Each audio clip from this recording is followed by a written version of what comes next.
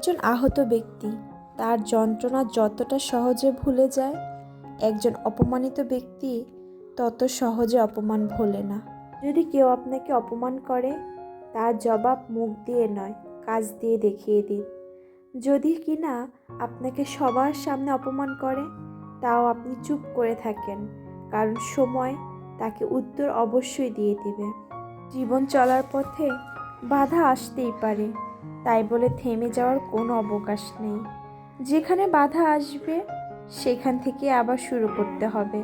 তাদেরকে বুঝিয়ে দিতে হবে অপমান করে আপনাকে তারা ছোট করে না, বরং আপনার ভিতরে যে জেদটা আছে সেটা জাগিয়ে তোলে। আপনাকে সফলতার পিছনে ছুটার জন্য তারা আরও উৎসাহিত করে। হ্যালো এভরিওয়ান, আসসালামু আলাইকুম। কেমন আছেন আপনারা সবাই? আশা করি দেশ কিংবা দেশের বাহিরে যে যেখানেই আছেন না কেন, যারা আমার ভিডিও দেখছেন বা দেখছেন না, সকলেই নিরাপদ আছেন, সুস্থ আছেন। আমরাও আলহামদুলিল্লাহ ভালো আছি। বেশ অনেকটা দিন পর আজকে নতুন একটি ব্লগ নিয়ে আসলাম। শারীরিক অসুস্থতা আর কিছুটা ব্যস্ততা নিয়ে অনেকটা দিন আপনাদের সাথে কোনো ব্লগ শেয়ার করা হয়নি। আমি জানি আমার মিষ্টি আপু ভাইরা আমাকে একদমই ভুলে যায়নি, তাই তো আপনাদের মাঝে আরও একটি নতুন ব্লগ নিয়ে হাজির হলাম। সবাইকে ওয়েলকাম করছি আমার নতুন আরও একটি ব্লগে। আমি মারফি ফ্রম JM মারফিজ ডায়েরি। আজকের ভিডিওটা মূলত ব্যস্ততা দিয়েই শুরু হচ্ছে। জাইফার বাবা সকাল সকালে কাঁচা বাজার নিয়ে এসেছিল, আর সেই বাজারটাই গুছিয়ে রাখলাম। আমাদের দুজন মানুষের জন্য খুব অল্প পরিমাণে বাজার করলেই হয়ে যায়, আর যেহেতু টাটকা টাটকা সবজিটা খেতেই বেশি ভালো লাগে, বাজারটাও অনেকটাই কাছে, তাই চেষ্টা করি খুব অল্প পরিমাণে বাজার করার। এটা ছিল নাটোরের ঐতিহ্যবাহী কেজি রুটি। আমি যদিও ফার্স্ট টাইম দেখেছি। আপনারা এই রুটি সম্পর্কে জানেন কি না আমাকে কিন্তু কমেন্ট করে জানাতে পারেন। কাঁচা বাজারের পাশাপাশি জাইফার বাবা মাছ মাংসেরও বাজার করেছে।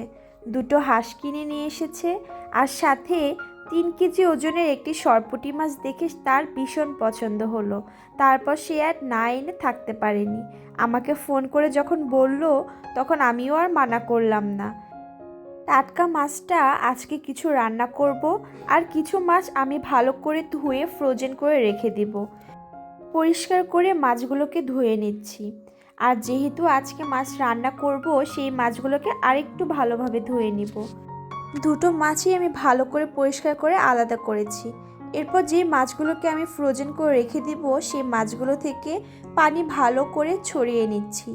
এরপর আমি এক এক করে মাছগুলোকে বক্সে রেখে দিব। বক্সে করে যে কোনো মাছ মাংস যদি আমি ফ্রিজে সংরক্ষণ করি, তখন কিন্তু ফ্রিজটাও খুব দ্রুত নোংরা হয় না, আর সাথে মাছের স্বাদটাও অনেক দিন ভালো থাকে। মাছের থেকে যে ফ্রিজের একটা গন্ধ আসে, সেই গন্ধটাও কিন্তু একেবারেই আসে না। আর যেহেতু আমার কাছে এই টেকনিকটাই খুব ভালো লাগে, ফ্রিজটাও কম ময়লা হয়, তাই আমি চেষ্টা করি যে কোনো মাছ মাংসই বক্সে করে রাখতে। কাজের মাঝে মাঝেই আমি আমার মিষ্টি আপু ভাইদের সেই পুরনো কথাটা মনে করিয়ে দিচ্ছি। আমার এই ভিডিওর কোনো অংশ যদি আপনার কাছে সামান্য ভালো লেগে থাকে, তাহলে ভিডিওটি একটি লাইক করে কন্টিনিউ করতে পারেন। আপনার করা একটি লাইক আমার ভিডিও বানাতে আরও উৎসাহ দেয়, আর সাথে আমার ভিডিওটা আরও অনেকের কাছে পৌঁছাতে সাহায্য করে। আর যদি খুব বেশি ভালো লেগে থাকে, তাহলে এই ছোটো বোনটার চ্যানেলটি সাবস্ক্রাইব করে এই ছোট্ট পরিবারের সদস্য হয়ে যেতে পারেন। সাবস্ক্রাইব করে পাশে থাকা বেল আইকনটি বাজিয়ে দিতে পারেন। এতে করে আমার যে কোনো ভিডিও ছাড়া মাত্রই আপনার কাছে তৎক্ষণাৎ নোটিফিকেশন পৌঁছে যাবে, আর আপনি আপনার ব্যস্ততা সময় কাটিয়ে অবসর সময় আমার ভিডিওটি চাইলে দেখে নিতে পারবেন। যারা কিনা কাজটি অলরেডি করেছেন, তাদেরকে অসংখ্য ধন্যবাদ আর অনেক ভালোবাসা রইল। অনেক কথার মাঝখানে আমি কিন্তু বেশ অনেকগুলো কাজ করে ফেলেছি। আচ্ছা, ভিডিওর মতো যদি এত স্মুথ হতো জীবনটা, কতই ভালো হতো, তাই না? আমরা কি সুন্দর অল্প কয়েক মিনিটে আপনাদেরকে পুরো কাজটা দেখিয়ে দিই, অথচ কাজটি করতে কতটা সময় ব্যয় হয়। আমাদের যে কোনো কাজ গুছিয়ে করতে অনেকটা সময় লেগে যায়। যেমন ধরেন, হাঁসগুলোকে পরিষ্কার করে কাটতে আমার বেশ অনেকটা সময় লেগেছে, অথচ ভিডিওর ভিতরে কয়েক সেকেন্ডের মতো মনে হলো।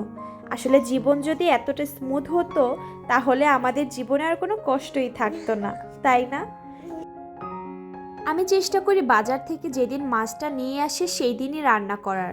এতে করে স্বাদটা কিন্তু খুব ভালো হয়। তাজা মাছের স্বাদই অন্যরকম। হয়তোবা সেটা সবসময় পেরে ওঠা যায় না। যে কোনো মাছ বাজার থেকে যখন নিয়ে আসে তখন সেগুলো পরিষ্কার করে ফ্রিজে রাখতে রাখতে অনেকটা সময় পেরিয়ে যায়।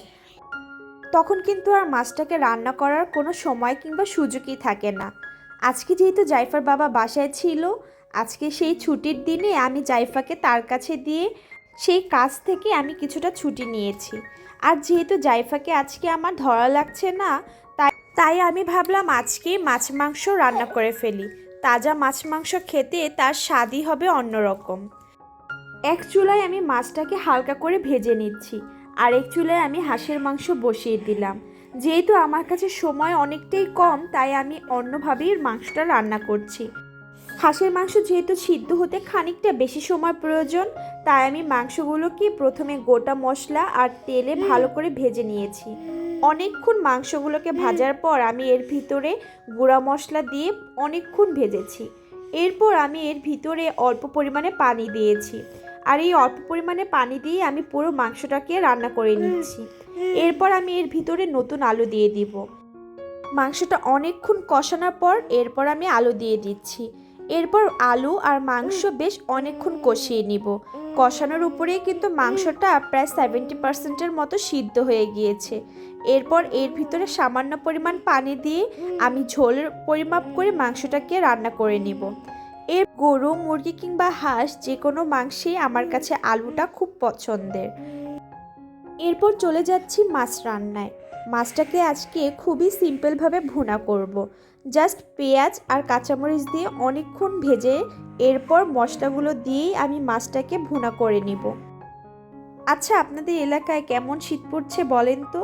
আমাকে কিন্তু কমেন্ট করে জানাবেন। যে দিনটা সারাটা দিনই কুয়াশার ঘেরা থাকে, সূর্যের একদমই দেখা পাওয়া যায় না, সেরকম দিনগুলোতে কিন্তু আমার বেশ আলসামি লাগে।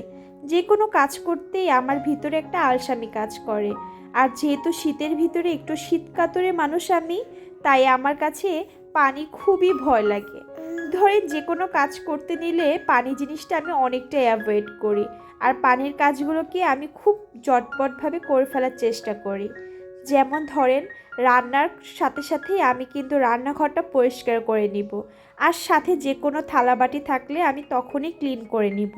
এই থালাবাটিটা যদি আমি অন্য সময় ক্লিন করতে চাই তখন আমার কাছে আরও বেশি শীত লাগবে, আবার তখন কিন্তু সময়টাও বেশি লাগবে।